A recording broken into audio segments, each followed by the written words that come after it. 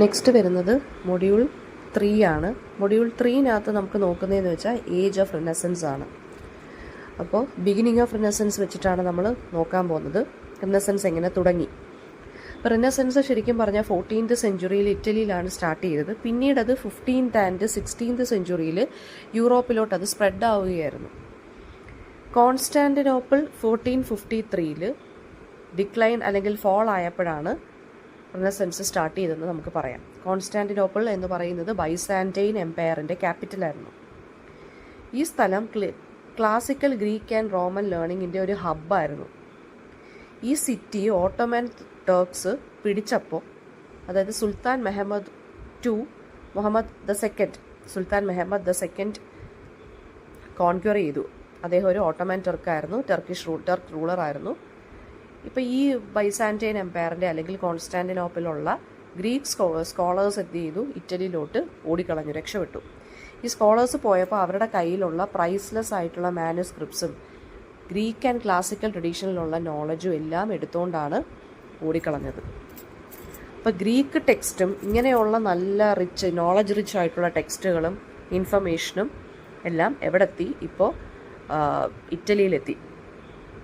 അപ്പോൾ Plato, Aristotle and other classical തിങ്കേഴ്സിൻ്റെ എന്താ പറയുക, വർക്ക്സും അവരുടെ കോൺട്രിബ്യൂഷൻസും എല്ലാം റിവൈവ്ഡായി ഇറ്റലിയിൽ. അങ്ങനെ ഈ മൈഗ്രേഷൻ ഓഫ് ലേണിംഗ് ഉണ്ടല്ലോ, യൂറോപ്പിനെ അതിൻ്റെ ക്ലാസിക്കൽ ഹെറിറ്റേജിലോട്ട് റീകണക്ട് ചെയ്തു. ഇറ്റലിയിലോട്ടാണ് ഓടിക്കളഞ്ഞത്. അപ്പോൾ അവിടെ ഫുൾ അങ്ങ് സ്പ്രെഡായി യൂറോപ്യൻ കൺട്രീസിൽ.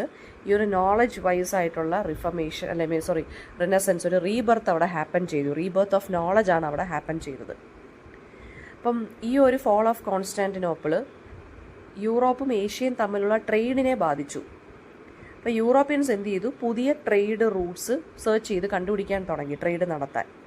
അങ്ങനെയാണ് എക്സ്പ്ലോറേഷൻ ഹാപ്പൻ ചെയ്തു. ഓരോ കൺട്രീസിലോട്ട് ഓരോ ആളുകൾ എക്സ്പ്ലോറേഴ്സ് പോകാൻ തുടങ്ങി, പുതിയ പുതിയ ട്രേഡ് റൂട്ടുകളും സ്ഥലങ്ങളും കണ്ടുപിടിക്കാൻ. അങ്ങനെ ഇതൊരു ഏജ് ഓഫ് എക്സ്പ്ലോറേഷനും ആയി മാറി. ന്യൂ ലാൻഡ്സ് ഒക്കെ ഡിസ്കവർ ചെയ്യാൻ തുടങ്ങി. ഇറ്റാലിയൻ സിറ്റി സ്റ്റേറ്റ് ആയിട്ടുള്ള ഫ്ലോറൻസ്, വെനീസ്, മിലാൻ ഇതൊക്കെ ഒരു മേജർ കൾച്ചറൽ ആൻഡ് ട്രേഡ് അല്ലെങ്കിൽ കൊമേഴ്ഷ്യൽ സെൻറ്ററുകളായിട്ട് മാറാൻ തുടങ്ങി. ട്രേഡിൽ നിന്നും ബാങ്കിൽ നിന്നും കിട്ടുന്ന വെൽത്ത് ആർട്ടിസ്റ്റുകളെയും സ്കോളേഴ്സിനെയും സയൻറ്റിസ്റ്റിനെയൊക്കെ സപ്പോർട്ട് ചെയ്യാൻ വേണ്ടി യൂസ് ചെയ്തു. ഹ്യൂമനിസം ഒരു കീ ഇൻ്റലക്ച്വൽ മൂവ്മെൻ്റ് ആയിട്ട് മാറി.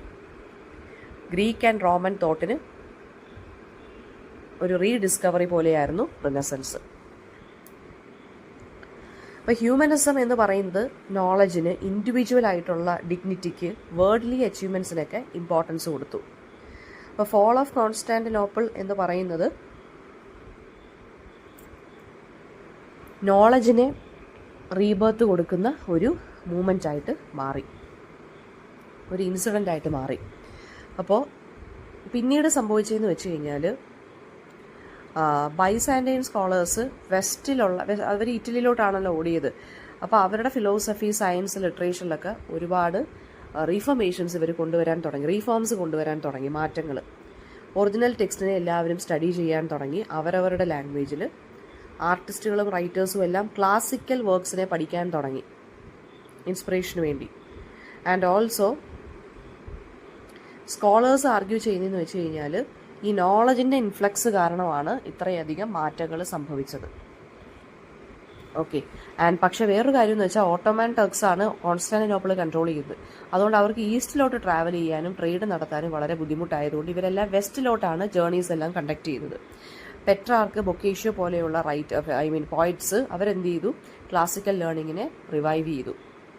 മാനുസ്ക്രിപ്റ്റ് എല്ലാം സ്കോളേഴ്സ് എല്ലാം എടുത്തുകൊണ്ട് രക്ഷപ്പെട്ട് ഓടിയത് ഇറ്റലിയിലോട്ടും അങ്ങനത്തുള്ള ആ സ്ഥലങ്ങളിലോട്ടൊക്കെ ആയതുകൊണ്ട് മാനുസ്ക്രിപ്റ്റ്സ് എല്ലാം നല്ല രീതിയിൽ പ്രിസർവ് ചെയ്ത് വെക്കാൻ ഇവർക്ക് സാധിച്ചു. അങ്ങനെയാണ് റിനസൻസ് ഹാപ്പൻ ചെയ്തത്. അപ്പോൾ ഫീച്ചേഴ്സ് ഓഫ് റിനസൻസ് ചോദിച്ചു കഴിഞ്ഞാൽ, റിനസൻസ് എന്ന് വെച്ചാൽ ക്ലാസിക്കൽ ലേണിങ്ങിൻ്റെ റിവൈവലാണ്. ഹ്യൂമനിസത്തിന് ഇമ്പോർട്ടൻസ് കൊടുത്തു, അതായത് ഹ്യൂമൻ പൊട്ടൻഷ്യലിന് ഇമ്പോർട്ടൻസ് കൊടുത്തു, അതായത് ഹ്യൂമൻ ബീയിങ്സിൻ്റെ ഇൻ്റലക്റ്റിന് ഇമ്പോർട്ടൻസ് കൊടുത്തു. ഒരു റാഷണൽ തിങ്കിങ് വരാൻ തുടങ്ങി. പിന്നെ റിലീജിയസ് സെൻറ്റേർഡ് തിങ്കിങ്ങിൽ നിന്ന് ഇൻഡിവിജ്വൽ കൺസേൺസിന് അല്ലെങ്കിൽ ഒരു സെക്യുലർ ആയിട്ടുള്ള തിങ്കിങ് വന്നു. റിയലിസം, ഹ്യൂമൻ ബോഡി ഇതിനൊക്കെ ഇമ്പോർട്ടൻസ് കൊടുത്തു. റൈറ്റേഴ്സ് എല്ലാം വെർനാക്കുലർ ലാംഗ്വേജസിൽ എഴുതാൻ തുടങ്ങി. പിന്നെ പ്രിൻറ്റിംഗ് പ്രസ് വന്നു. അങ്ങനെ നോളജ് വൈഡായിട്ട് ക്വിക്കായിട്ട് സ്പ്രെഡായി. സയൻറ്റിഫിക് തോട്ട്സ് അല്ലെങ്കിൽ തിങ്കിങ് അല്ലെങ്കിൽ ഒബ്സർവേഷൻ വരാൻ തുടങ്ങി. ഗലീലിയോ, കോപ്പർനിക്കസ് അവരൊക്കെ എന്ത് ചെയ്തു, ഓൾഡ് വേൾഡ് വ്യൂസിനെയൊക്കെ ക്വസ്റ്റ്യൻ ചെയ്യാൻ തുടങ്ങി. ലാൻഡ്സിനെ ഡിസ്കവർ ചെയ്തു. പിന്നെന്താണ്, ക്രിട്ടിക്കൽ തിങ്കിങ് ആൻഡ് ക്യൂരിയോസിറ്റിക്കായിരുന്നു ഇമ്പോർട്ടൻസ്. ഷേക്സ്പിയർ, ഡാൻറ്റെ, പെട്രാർക്ക് ഇവരുടെയൊക്കെ ലിറ്ററേച്ചറിന് ഇമ്പോർട്ടൻസ് കൊടുത്തു. പിന്നെന്താണ്, പെയിൻറ്റിങ്ങിന് ഇമ്പോർട്ടൻസ് ഉണ്ടായിരുന്നു. വെൽത്തി ഫാമിലീസ് എല്ലാം ആർട്ടിനെയും ലേണിങ്ങിനെയും സപ്പോർട്ട് ചെയ്തു financially. Grammar, history, poetry, moral ഫിലോസഫിക്കൊക്കെ ഇമ്പോർട്ടൻസ് കൊടുത്തു എഡ്യൂക്കേഷൻ സെക്ടറിൽ. പിന്നെ ഇൻഡിവിജ്വാലിറ്റിക്കാണ് ഇമ്പോർട്ടൻസ് കൊടുത്തത്. അപ്പോൾ റെനസൻസ് മാൻ എന്നുള്ളൊരു കോൺസെപ്റ്റ് എമേർജ്ഡായി. റിലിജൻ ഇമ്പോർട്ടൻ്റ് ആയിട്ട് നിന്നെങ്കിലും ക്രിട്ടിക്കലി അനലൈസ് ചെയ്യാൻ തുടങ്ങി. Classical ideas plus Christian values ആയിട്ട് വർക്കുകളെല്ലാം ഇറങ്ങി. പിന്നെന്താണ്, മ്യൂസിക് ഇവോൾഡായി, പുതിയ ഇൻസ്ട്രുമെൻറ്റ്സ് വന്നു. ഇറ്റലിയിൽ നിന്ന് നോർത്തേൺ യൂറോപ്പിലോട്ട് റെനസൻസ് സ്പ്രെഡായി. അപ്പോൾ പ്രിൻറ്റിങ് തുടങ്ങിയപ്പോൾ മാസ്സായിട്ട് ബൈബിൾ പ്രൊഡ്യൂസ് ചെയ്യാൻ തുടങ്ങി. And other literary works and scientific works. സ്ത്രീകളും അങ്ങനെ ഇൻ്റലക്ച്വൽ ആയിട്ടുള്ള ആ ഒരു സർക്കിളിലോട്ട് കയറാൻ തുടങ്ങി, ബുക്കുകളൊക്കെ വായിച്ച്. ഇനി റെനസൻസിൻ്റെ ഇംഗ്ലണ്ടിലുള്ള ഇമ്പാക്റ്റാണ് നമ്മൾ അടുത്ത് നോക്കാൻ പോകുന്നത്. അപ്പം ഇംഗ്ലണ്ടിൽ ആ ഒരു 16th സെഞ്ച്വറിയിലാണ് ഇത് ഫ്ലറിഷ്ഡ് ആയത്. ക്യൂൻ എലിസബത്ത് ഫസ്റ്റിൻ്റെ റൂളായിരുന്നു. അതുകൊണ്ട് തന്നെ ആ സമയത്ത് ഇംഗ്ലണ്ടിൻ്റെ ആ ഒരു ടൈമിനെ golden age of English renaissance എന്നാണ് പറഞ്ഞുകൊണ്ടിരുന്നത്. ഹ്യൂമനിസം ഇംഗ്ലണ്ടിലും വന്നു ത്രൂ സ്കോളേഴ്സ് ആയിട്ടുള്ള ഇറാസ്മസിൻ്റെയും തോമസ് മോറിൻ്റെയും ഇൻഫ്ലുവൻസോടുകൂടി. English universities renaissance learning adopt ചെയ്തു. ക്ലാസിക്കൽ സ്റ്റഡീസിലോട്ട് പോയി, ക്ലാസിക്കൽ വർക്ക്സ് പഠിക്കാൻ തുടങ്ങി. പിന്നെന്താണ്, ഡ്രാമ ഡെവലപ്ഡായി. മാർലോ, ഷേക്സ്പിയർ പോലെയുള്ള പ്ലേ റൈറ്റ്സ് വന്നു. Sidney Spenser, later John Donne പോലുള്ള അവരുടെ പോയറ്റ്സ് അല്ലെങ്കിൽ പോംസ് ഫ്ലറിഷ്ഡായി. And also English Bible translations വരാൻ തുടങ്ങി. അങ്ങനെ കോമൺ പീപ്പിളിന് ബൈബിൾ വായിച്ച് മനസ്സിലാക്കാൻ സാധിച്ചു. പിന്നെ മ്യൂസിക്, ലിറ്ററേച്ചർ ആൻഡ് തിയേറ്റർ ഫ്ലറിഷ്ഡായി. പ്രിൻറ്റിംഗ് പ്രസ് നോളജിനെ സ്പ്രെഡ് ചെയ്തു. ഒരുപാട് ജേർണീസ് ഓഫ് എക്സ്പ്ലറേഷൻസ് നടത്താൻ തുടങ്ങി. സയൻറ്റിഫിക് ആൻഡ് ഇൻ്റലക്ച്വൽ ക്യൂരിയോസിറ്റി ഇംഗ്ലണ്ടിൽ വന്നു. ക്ലാസിക്കൽ തീംസ് വെച്ചിട്ട് കമ്പൈൻ ചെയ്ത് റൈറ്റേഴ്സ് എഴുതാൻ തുടങ്ങി. സോണറ്റ്സ് വരാൻ തുടങ്ങി. അതായത് 14 വരി കവിതയാണ് നമ്മൾ സോണറ്റ്സ് എന്ന് പറയുന്നത്. സോണറ്റ്സ് വരാൻ തുടങ്ങി. പിന്നെന്താണെന്നാണ് പറഞ്ഞേക്കുന്നത്, love, power and religion, human കണ്ടീഷനൊക്കെ ഇമ്പോർട്ടൻസ് കൊടുത്ത് അല്ലെങ്കിൽ തീംസ് ആയിട്ട് റൈറ്റേഴ്സ് അത് വെച്ചിട്ട് എഴുതാൻ തുടങ്ങി. ലണ്ടൻ ഒരു വൈബ്രൻറ്റ് കൾച്ചറൽ ആൻഡ് കൊമേഴ്ഷ്യൽ സെൻ്ററായിട്ട് മാറി. തിയേറ്റർ ഒരു മേജർ കൾച്ചറൽ ഇൻസ്റ്റിറ്റ്യൂഷനായിട്ട് മാറി. ദ ഗ്ലോബ് എന്നുള്ള തിയേറ്റർ, പിന്നെ അതർ പ്ലേ ഹൗസസ് ഒക്കെ വരാൻ തുടങ്ങി. പിന്നെന്താണ്, ക്ലാസിക്കൽ മോഡൽസിലോട്ട് റൈറ്റേഴ്സ് എഴുതാൻ തുടങ്ങി. പുതിയ ഫോമുകളൊക്കെ വെച്ചിട്ട് എഴുതാൻ തുടങ്ങി. എന്നിട്ട് അങ്ങനെ ഒരു ഗ്രേറ്റസ്റ്റ് വർക്ക് ഓഫ് ലിറ്ററേച്ചർ ഈ ഒരു സമയത്ത് ഫ്ലറിഷ്ഡായി. ഇനി വില്യം കാക്സ്റ്റൻ്റെ പ്രിൻറ്റിംഗ് പ്രസ്സാണ്. ഞാൻ പറഞ്ഞല്ലോ പ്രിൻറ്റിംഗ് പ്രസ്സൊക്കെ വന്നു, പ്രിൻറ്റിങ്സ് ഒരുപാട് നടത്തി. വില്യം കാക്സ്റ്റൺ ഇംഗ്ലണ്ടിൽ പ്രിൻറ്റിംഗ് പ്രസ് ഇൻട്രൊഡ്യൂസ് ചെയ്ത് 1476 പ്രിൻറ്റിംഗ് പ്രസ് അദ്ദേഹം വെസ്റ്റ് മിനിസ്റ്റർ എന്നുള്ള സ്ഥലത്തായിരുന്നു സെറ്റ് ചെയ്തത്. പ്രിൻറ്റിംഗ് ആണ് നോളജിനെ റെവല്യൂഷനൈസ് ചെയ്തത് ഇംഗ്ലണ്ടിൽ. ഈ വില്യം കാക്സ്റ്റൺ വർക്ക്സ് എല്ലാം ഇംഗ്ലീഷിൽ പ്രിൻറ്റ് ചെയ്യാൻ തുടങ്ങി. അപ്പോൾ ആളുകൾക്ക് കൂടുതൽ വായിക്കാൻ പറ്റി. അപ്പോൾ ഇംഗ്ലീഷ് ലാംഗ്വേജിനെ സ്റ്റാൻഡർഡൈസ് ചെയ്തത് പ്രിൻറ്റിംഗ് പ്രസ്സും കൂടിയാണ്. ബിഫോർ പ്രിൻറ്റിംഗ് മാനുസ്ക്രിപ്റ്റ്സ് ഒക്കെ ഹാൻഡിലായിരുന്നു, കൈവച്ചായിരുന്നു എഴുതിയിരുന്നത്. വളരെ സ്ലോ ആൻഡ് എക്സ്പെൻസീവ് ആയിരുന്നു ആ ഒരു പ്രോസസ്സ്. പ്രിൻറ്റിംഗ് ഈ കോസ്റ്റ് എല്ലാം റെഡ്യൂസ് ചെയ്തു, ബുക്സിൻ്റെ അവൈലബിലിറ്റി കൂട്ടി. വില്യം കാക്സ്റ്റൺ ആണ് ചോസറിൻ്റെ കാൻറ്റർബറി ടെയിൽസ് പ്രിൻറ്റ് ചെയ്ത് സ്പ്രെഡ് ചെയ്തത്. പിന്നെ ഒരുപാട് വർക്ക്സ് ഒക്കെ ഇദ്ദേഹം ട്രാൻസ്ലേറ്റ് ചെയ്ത് പ്രിൻറ്റ് ചെയ്ത് വിട്ടു. ഒരുപാട് ലിറ്റററി ടെക്സ്റ്റിനെ പ്രിസർവ് ചെയ്യാൻ സാധിച്ചു ഇദ്ദേഹത്തിന്. ബൈബിളിനെയൊക്കെ വൈഡർ ഓഡിയൻസിന് കൊടുക്കാൻ സാധിച്ചു പ്രിൻറ്റ് ചെയ്ത്. ലിറ്ററസി എഡ്യൂക്കേഷനെയും പ്രിൻറ്റിംഗ് പ്രസ് സപ്പോർട്ട് ചെയ്തു. ബോത്ത് പ്രിൻ്റർ ആൻഡ് ട്രാൻസ്ലേറ്റർ ആയിരുന്നു William Caxton. And also standard ഇംഗ്ലീഷാക്കി ഇംഗ്ലീഷിനെ ഇദ്ദേഹം മാറ്റി. റിനസൻസിനെയൊക്കെ ഇത് സ്പ്രെഡ് ചെയ്തു.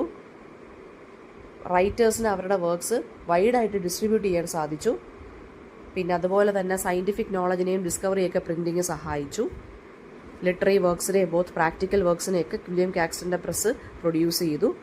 പിന്നെ ഇംഗ്ലണ്ടിൻ്റെ പ്രിൻറ്റ് കൾച്ചർ സ്റ്റാർട്ട് ചെയ്യുന്നത് വില്യം കാക്സ്റ്റൻ്റെ പ്രസ്സിലൂടെയാണ്, പ്രിൻറ്റിംഗ് പ്രസ്സിലൂടെ.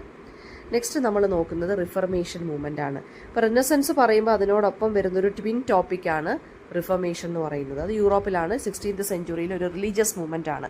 റോമൻ കാത്തലിക് ചർച്ചിൻ്റെ അതോറിറ്റിയെ ക്വസ്റ്റ്യൻ ചെയ്യുന്ന ഒരു മൂവ്മെൻ്റ് ആയിരുന്നു ഇത്. 1570 മാർട്ടിൻ ലൂതർ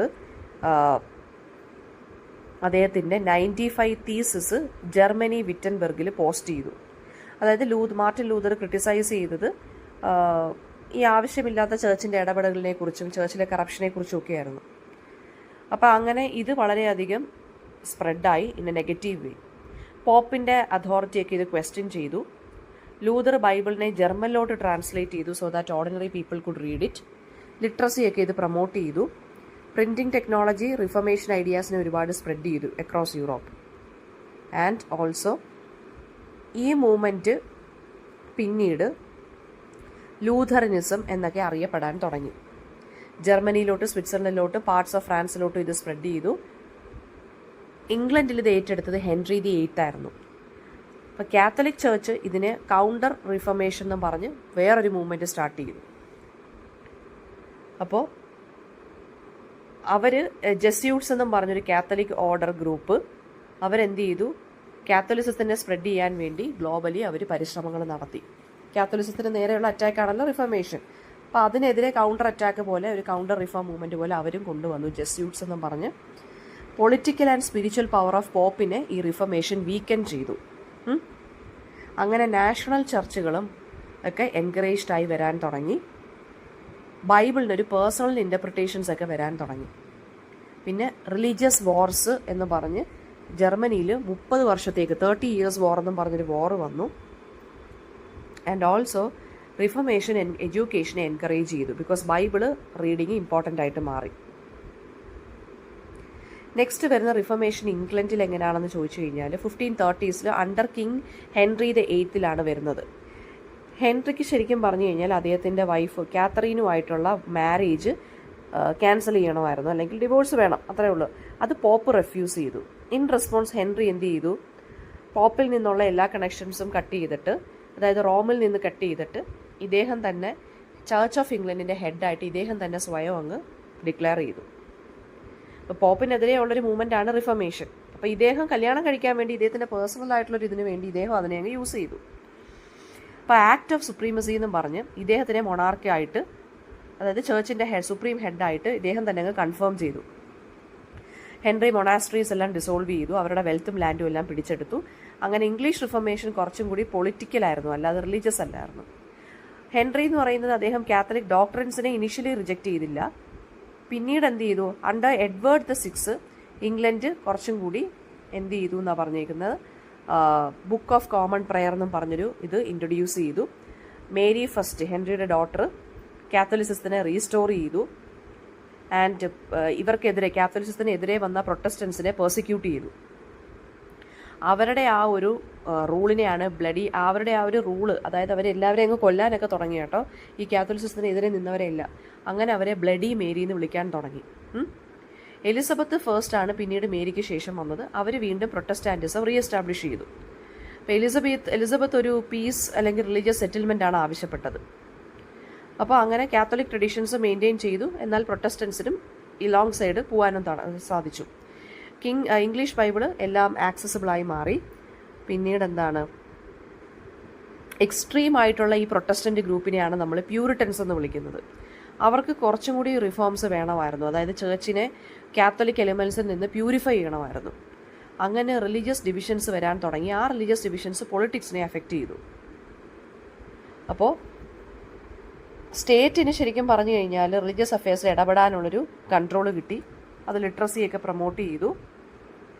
അപ്പോൾ റൈറ്റേഴ്സ് ആയിട്ടുള്ള മിൽട്ടൺ, ജോൺ ബെനിയൻ പോലുള്ളവരൊക്കെ പ്രൊട്ടസ്റ്റൻ്റ് ഐഡിയാസൊക്കെയാണ് സപ്പോർട്ട് ചെയ്തത്. ഞാൻ പറഞ്ഞല്ലോ, കാത്തലിസത്തിന് എതിരെ നിൽക്കുന്നവരാണ് പ്രൊട്ടസ്റ്റൻസ്. ഈ പ്രൊട്ടസ്റ്റൻസിൽ ഭയങ്കര എക്സ്ട്രീമായിട്ട് നിൽക്കുന്ന ആളുകളാണ് പ്യൂരിറ്റൻസ് എന്ന് പറയുന്നത്. അവിടെ അവർ ഭയങ്കര ഭയങ്കര സ്ട്രിക്റ്റ് ആണ്, റെസ്ട്രിക്ഷൻസ് ആണ് അവരുടെ ലൈഫ് ഫുള്ള്. ഇനി നെക്സ്റ്റ് ജോൺ വെക്ലിഫാണ്. അദ്ദേഹം ഒരു ഇംഗ്ലീഷ് തിയോളജിയൻ ആൻഡ് റിഫോമർ ആയിരുന്നു. ഇദ്ദേഹത്തിനെ മോർണിംഗ് സ്റ്റാർ ഓഫ് റിഫർമേഷൻ എന്നാണ് പറയുന്നത്. അദ്ദേഹം വെൽത്തിനെയും കറപ്ഷനെയും, മെഡിവൽ ചർച്ചിലെ കറപ്ഷനെയും വെൽത്തിനെയൊക്കെ ക്രിട്ടിസൈസ് ചെയ്തിരുന്നു. ബൈബിൾ ആയിരിക്കണം ക്രിസ്ത്യാനിറ്റിയുടെ സോൾ അതോറിറ്റി എന്ന് പറഞ്ഞു, അല്ലാതെ പോപ്പല്ല എന്നുള്ള രീതിയിൽ അദ്ദേഹം സംസാരിച്ചു. പോപ്പിൻ്റെ സുപ്രീം അതോറിറ്റി ഇദ്ദേഹം റിജക്റ്റ് ചെയ്തു. ആൻഡ് ഓൾസോ ഈ ചർച്ചിലുള്ള കറപ്ഷനെയൊക്കെ ഇദ്ദേഹം ഒപ്പോസ് ചെയ്തു. പേഴ്സണൽ ഫെയ്ത്ത് വേണമെന്ന് ആളുകളുടെ ഇടയിൽ പറയാൻ തുടങ്ങി ഇദ്ദേഹം. പിന്നെന്താണ്, ക്ലർജിമെന്നൊക്കെ സിമ്പിൾ ലൈഫ് ലീഡ് ചെയ്യണമെന്ന് ഇദ്ദേഹം പറഞ്ഞു. ബൈബിളിനെ ഇംഗ്ലീഷിലോട്ട് ഇദ്ദേഹവും ട്രാൻസ്ലേറ്റ് ചെയ്തു. അതാണ് ജോൺ വിക്ലിഫ്സ് ബൈബിൾ എന്ന് പറയുന്നത്. ഓർഡിനറി പീപ്പിളിന് അതുകൊണ്ട് ഡയറക്റ്റ് ആയിട്ട് ആക്സസ് കിട്ടി ബൈബിളിൽ. അദ്ദേഹത്തിൻ്റെ ഫോളോവേഴ്സിനെ ലൊല്ലാഡ്സ് എന്നാണ് വിളിച്ചുകൊണ്ടിരുന്നത്, LOLLARDS. ലൊല്ലാർഡ്സ് എന്ന് വെച്ചാൽ ഇദ്ദേഹത്തിൻ്റെ ടീച്ചിങ്സ് സ്പ്രെഡ് ചെയ്യുന്ന ആളുകളാണ് ലൊല്ലാർഡ്സ്, കോമൺ പീപ്പിളിൻ്റെ ഇടയിൽ. ആൻഡ് പിന്നെ വരുന്നതെന്ന് വെച്ച് കഴിഞ്ഞാൽ ക്രൈസ്റ്റ് സ്പിരിച്വലി പ്രസൻ്റ് ആണ്, ഫിസിക്കലി അല്ല എന്ന് ഇദ്ദേഹം പഠിപ്പിച്ചു ആളുകളെ. പിന്നെ ചേർച്ചിൻ്റെ, അതായത് ഈ കാത്തലിക് ചേർച്ചിൻ്റെ ടീച്ചിങ്സിനെയൊക്കെ ഇദ്ദേഹം ക്വസ്റ്റ്യൻ ചെയ്തു. After his death council of Constance ഇദ്ദേഹത്തിനെ ഒരു എന്താ പറയുക, കുറച്ച് ഒരു സെയിൻ്റ്ലി ഫിഗറായിട്ടൊക്കെ ഡിക്ലെയർ ചെയ്തു. ആൻഡ് അല്ല, സെയിൻലി ഫിഗറായിട്ടൊന്നല്ല, സോറി, ഇദ്ദേഹം ഇദ്ദേഹത്തിനെ ഒന്ന്, അതായത് ഒരു അതായത് ഒരു കണ്ടം ചെയ്യണം എന്നുള്ള രീതിയിൽ, ഇദ്ദേഹത്തിനെ കുറ്റപ്പെടുത്തുന്ന രീതിയിൽ മരണത്തിന് ശേഷം പോലും ഇദ്ദേഹത്തിൻ്റെ റിമെയിൻസ് ഒക്കെ ഡഗപ്പ് ചെയ്ത് ബേൺ ചെയ്തിരുന്നു 1428. അത്രയ്ക്ക് വെറുപ്പായിരുന്നു ആളുകൾക്ക് ഇദ്ദേഹത്തിൻ്റെ അടുത്ത്. ആ കൗൺസിൽ ഓഫ് കോൺസ്റ്റൻസിനൊക്കെ ഡിസ്പൈറ്റ് സപ്രഷൻ ഇദ്ദേഹത്തിൻ്റെ ഐഡിയാസൊക്കെ സ്പ്രെഡായി ഇംഗ്ലണ്ടിൽ. പിന്നീട് എന്താ പറയുക, ഇദ്ദേഹത്തിൻ്റെ വർക്ക്സിനെ ശരിക്കും പറഞ്ഞു കഴിഞ്ഞാൽ ലേറ്റർ ഇംഗ്ലീഷ് റിഫർമേഷനൊക്കെ ഇദ്ദേഹത്തിൻ്റെ ആ ഒരു ആക്ടിവിറ്റീസൊക്കെ ഒരുപാട് ഹെൽപ്ഫുൾ ആയിരുന്നു. ഇനി ലിറ്ററേച്ചർ ഓഫ് ദ റിനസൻസ് ആണ്. റിനസൻസ് ലിറ്ററേച്ചർ ഹ്യൂമനിസം, ക്ലാസിക്കൽ ലേണിങ്ങിലുള്ള റീഡിസ്കവറി ഒക്കെ ആയിരുന്നു.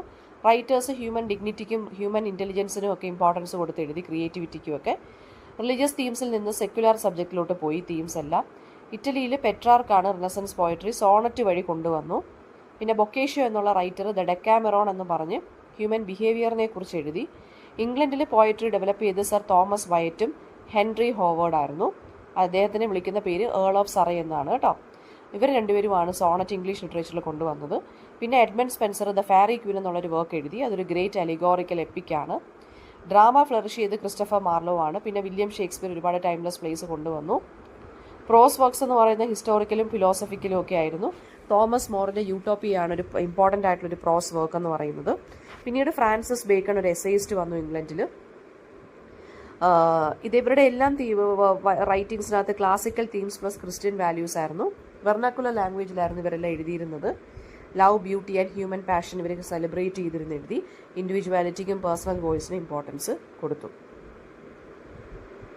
നെക്സ്റ്റ് സർ തോമസ് മോറിൻ്റെ യൂട്ടോപ്പിയാണ്. യൂട്ടോപ്പിയ എന്നുള്ള വർക്ക് സർ തോമസ് മോർ 1516, അതായത് 1516 എഴുതിയത്. ഇതൊരു പൊളിറ്റിക്കൽ ആൻഡ് സോഷ്യൽ സറ്റയർ ആണ്. ഒരു ഡയലോഗ് പോലെ എഴുതിയിരിക്കുവാണ്. യൂട്ടോപ്പിയ എന്ന് പറയുന്നത് ഒരു ഇമാജിനറി ആയിട്ടുള്ള ഒരു ഐഡിയൽ ഐലൻഡ് ആണ്. എന്ന് വെച്ചാൽ അവിടെ കള്ളവും ഇല്ല, ചതിയില്ല, ഒന്നുമില്ല. ഒരു പോസിറ്റീവ് പ്ലേസ് എന്ന് പറയാം. അപ്പോൾ യൂട്ടോപ്പിയ ശരിക്കും പറഞ്ഞാൽ യൂട്ടോപ്പിയയിൽ പ്രൈവറ്റ് പ്രോപ്പർട്ടി ഒന്നുമില്ല. അവിടുത്തെ ആളുകളുടെ ജീവിത രീതി കുറച്ച് ഡിഫറെൻ്റ് ആണ്. പ്രൈവറ്റ് പ്രോപ്പർട്ടി ഇല്ല, എല്ലാം ഷെയർ ചെയ്താണ് അവർ യൂസ് ചെയ്യുന്നത്. സിറ്റിസൺസ് ശരിക്കും പറഞ്ഞു കഴിഞ്ഞാൽ പേഴ്സണൽ ആയിട്ടുള്ള ആവശ്യങ്ങൾക്ക് വേണ്ടിയല്ല ജോലി ചെയ്യുന്നത്, അവർ കോമൺ ഗുഡിന് വേണ്ടിയാണ് ജോലി ചെയ്യുന്നത്. റീസൺ, ഇക്വാളിറ്റി ആൻഡ് ജസ്റ്റിസിനാണ് അവിടുത്തെ സൊസൈറ്റി ഇമ്പോർട്ടൻസ് കൊടുക്കുന്നത്. വർക്ക് ഈക്വൽ ആയിട്ടാണ് ഡിവൈഡ് ചെയ്യുന്നത്. സോ ആർക്കും ഓവർ ബേർഡനിങ് ഇല്ല. എഡ്യൂക്കേഷൻ എല്ലാ സിറ്റിസൺസിനും ഉണ്ട്, മെന്നിനും വിമനും ഉണ്ട്. പിന്നെ ഏത്തീസം ഉണ്ട്. പിന്നെ റിലീജിയസ് ടോളറൻസ് ഉണ്ട്. ഗോൾഡിനും സിൽവറിനും ഒരു വാല്യൂ ഇല്ല യൂട്ടോപ്പിയയിൽ. അതുകൊണ്ട് തന്നെ ഗ്രീഡ് ഇല്ല, അത്യാഗ്രഹം ഇല്ല. ലോകളെല്ലാം ഫ്യൂ ആൻഡ് സിമ്പിളാണ്. വോർ അവോയ്ഡ് ചെയ്തിട്ടുള്ളതാണ്. പിന്നെ ഡിഫൻസിന് വേണ്ടി വേണമെന്നുണ്ടെങ്കിൽ ഫൈറ്റ് ചെയ്യാം. ഡെമോക്രാറ്റിക് മെത്തേഡ്സിലൂടെയാണ് ലീഡേഴ്സിനെ ചൂസ് ചെയ്യുന്നത്. യൂട്ടോപ്പിയയുടെ സ്റ്റോറിയാണ് കേട്ടോ ഞാൻ പറയുന്നത്. പിന്നെ ഫാമിലി ലൈഫ് വളരെ റെസ്പെക്റ്റഡ് ആണ്. അറേഞ്ച്ഡ് മാരേജസ് ആണ് കോമൺ. ലക്ഷറി ഒന്നുമില്ല, ലക്ഷറിയസ് ലൈഫൊന്നും അല്ല. അഗ്രികൾച്ചറാണ് മെയിൻ ഓക്കുപ്പേഷൻ. ട്രാവൽ റെസ്ട്രിക്റ്റഡ് ആണ്, സ്റ്റേറ്റ് റെഗുലേറ്റ് ചെയ്യും. പണിഷ്മെൻറ്റ്സ് എല്ലാം മൈൽഡാണ്. കറപ്ഷൻ ഒന്നുമില്ല. അപ്പോൾ യൂട്ടോപ്പിയ എന്ന് വെച്ച് കഴിഞ്ഞാൽ മീനിങ് എന്ന് വെച്ചാൽ നോ പ്ലേസ് എന്നാണ്. എന്ന് വെച്ചാൽ ഒരു ഐഡിയൽ അല്ലെങ്കിൽ ഒരു അൺറിയൽ ആയിട്ടുള്ളൊരു പ്ലേസ്, അങ്ങനെ ഒരു പ്ലേസ് എക്സിസ്റ്റ് ചെയ്യുന്നില്ല. അപ്പോൾ അത് ശരിക്കും പറഞ്ഞു കഴിഞ്ഞാൽ എന്താ പറയുക, ക്രിട്ടിസൈസ് ചെയ്യാൻ വേണ്ടിയാണിത് തോമസ് മോർ ഈ ഒരു വർക്ക് എഴുതിയത്. അപ്പം ഇത്രയാണ് മൊഡ്യൂൾ 3-ക്കകത്ത് ഇത്രയും കാര്യങ്ങളാണ് വരുന്നത്.